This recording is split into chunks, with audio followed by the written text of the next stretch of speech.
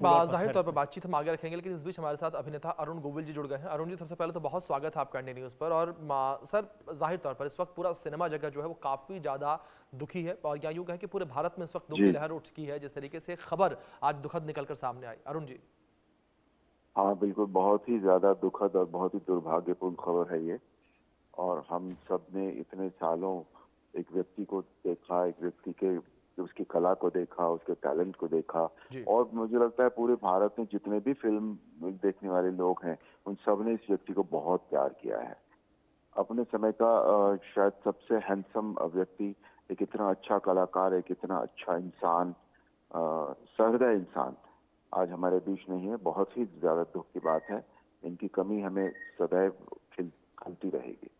जी, बिल्कुल। और दूसरी ओर अरुण जी, एक बहुत पुराना इंटरव्यू मुझे याद आता है, उसकी रील मैंने जो है वो इंस्टाग्राम पर देखी थी। इसमें शायद आप कहीं कहते नजर आए थे कि जब आप भगवान राम की भूमिका में थे तो उस वक्त आपने कहा था कि मैं एक वक्त के बाद उस भूमिका से निकलने का प्रयास कर रहा था, और मेरे जहन में केवल एक ही जो किरदार है वो चलता था, वो था धर्मेंद्र जी का। हम्म, हाँ, बिल्कुल। अ, धर्मजीत जो है वो हम सबके लिए बहुत ही प्रेरणा रहे हैं, जी। इंस्पिरेशन रहे हैं।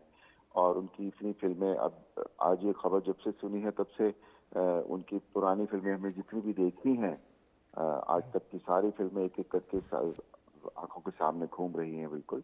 और बल्कि ये मैं अभी भी उनके पुराने फोटोग्राफ, जब हम उनके यंग फोटोग्राफ देखते हैं और बाद के भी फोटोग्राफ देखते हैं, he is been such a handsome person, such a talented actor. जी। We will miss him a lot. Arun ji, आप खुद अभी सांसद हैं। धर्म जी की पत्नी हेमा मालिनी आपके संग है लोकसभा में। जी धर्म जी खुद जी सांसद रह चुके हैं बीजेपी से ही। जी जी। आपकी कोई खास यादें उनके संग जब आप बातचीत करी होगी, आपकी मुलाकातें कुछ साझा करना चाहेंगे आज धर्म जी के संग? नहीं, धर्म जी के साथ मेरी मुलाकातें जो है वो बहुत ज्यादा नहीं हुई हैं। मतलब हम जब भी मिले हैं, हाय हेलो तक ही मिल पाए हैं। और ये बल्कि मैं ये कहूंगा कि मैं काश उनसे उस तरह से मिल पाता, उनके साथ बैठ पाता। वो शायद मेरे भाग्य में नहीं था। जी, सबके फेवरेट्स हैं अरुण जी उनके फिल्मों में। अभी मेरे हम्म, सहयोगी कह रहे थे उनकी फेवरेट बागी फिल्म थी। मैं शोले का जिक्र कर रहा था। कुछ समय पहले अनुपमा फिल्म का अनूप जलोटा जी जिक्र कर रहे थे। आपकी सबसे उनकी फेवरेट फिल्म, फेवरेट परफॉर्मेंस, यादगार डायलॉग, गाना, लम्हा क्या था ऑन स्क्रीन का? उनकी फिल्में तो सारी ही बहुत अच्छी हैं, बिकॉज उन्होंने जितना भी काम किया है बहुत ईमानदारी से काम किया था उन्होंने। वो फूल और पत्थर उनकी बहुत अच्छी फिल्म थी। सत्यकाम बहुत अच्छी फिल्म थी उनकी। अनुपमा में वो एक बहुत अच्छे किरदार में आए। और शोले में ही वो आउटस्टैंडिंग, एब्सोल्युटली।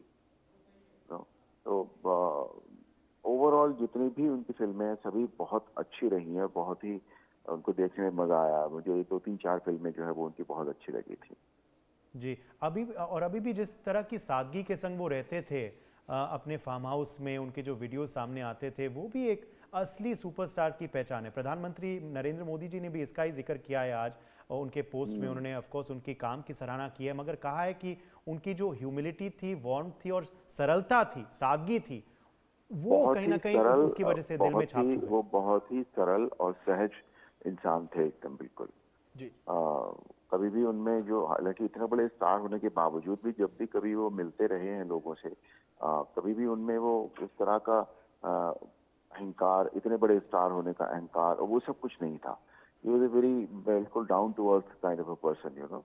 जी, तो इसलिए बहुत सरल और बहुत सहज इंसान थे वो। बिल्कुल। सबसे और उसी तरह से मिले हैं वो। बिल्कुल, बिल्कुल। सर, जिस तरीके से आपने ज़िक्र किया, और धर्मेंद्र जी को हमने देखा लगातार कि वो लगातार जिस तरीके से अभी उदय जी ने भी ज़िक्र किया कि वो वीडियो के माध्यम से जो आज की युवा पीढ़ी है उन्हें भी संदेश देने का वो प्रयास करते थे हेल्थ का। हमेशा वो कहते थे कि हेल्थ इज़ वेल्थ, आपकी सेहत ही आपका ख़जाना है, जिसमें हम देखते थे कि किस तरीके से वो अपने फार्म हाउस पर जो है गार्डनिंग करते थे, सब्जियाँ उगाते थे, फसलें उगाते थे। जी जी जी, बिल्कुल।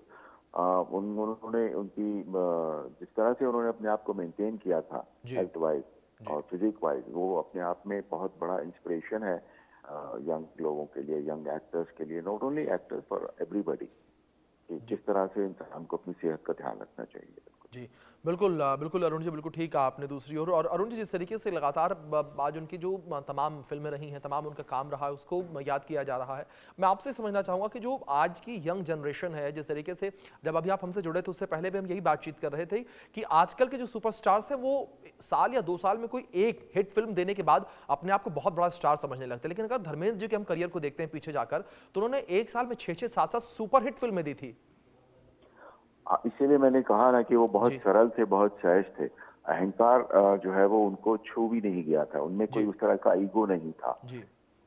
तो उनकी लाइफ को भी अगर आप देखें, एक्टर बनने के बाद भी उन्होंने जैसा हम लोग सुन पाते हैं कि उन्होंने एक फिएट खरीद के रखी थी कि कल को अगर मैं नहीं चला तो मैं एटलीस्ट टैक्सी ड्राइवर तो बन जाऊंगा। बताइए, इतना इतना बड़ा स्टार बनने के बाद भी अगर आदमी इतना सोच पाए तो कितना उसमें कितना सरल होगा वो इंसान। जी। जी, और और क्योंकि उनको उन्होंने जितनी भी फिल्में दी हैं वो सारी अपने आप में सुपरहिट रही हैं। अभी आपसे बात करते करते मुझे उनकी टिपिकल कमर्शियल फिल्में जो थी, वो जैसे लोफर थी, चुपके चुपके, उनकी कॉमेडी का जो सेंस था वो इतना ज्यादा स्ट्रॉन्ग था। प्रतिज्ञा करके एक फिल्म थी उनकी, जिसमें उन्होंने एक बहुत ही मशहूर गाना उनके ऊपर था, मैं जटी अम्बला पगला दीवाना। उन्होंने एक परिभाषा दे दी थी कलाकारी की। बिल्कुल। जी, जी, बिल्कुल, बिल्कुल सर, जिस तरीके से आपने ज़िक्र किया ज़ाहिर तौर पर। फिलहाल बहुत शुक्रिया सर आपका जुड़ने के लिए, कीमती वक्त इंडिया न्यूज़ के साथ साझा धन्यवाद। करने के लिए सर। बिल्कुल उदय जी, दूसरी जिस तरीके से अभी अरुण जी ने जहां पर इस बात को खत्म किया कॉमेडी को लेकर, मैं उसी चीज़ को लेकर उनसे बातचीत करना चाह रहा था। लेकिन हाँ ठीक है, लेकिन हम अगर धर्मेंद्र जी को देखते हैं उदय जी, तो एक बड़ी खास चीज़ हमें देखने को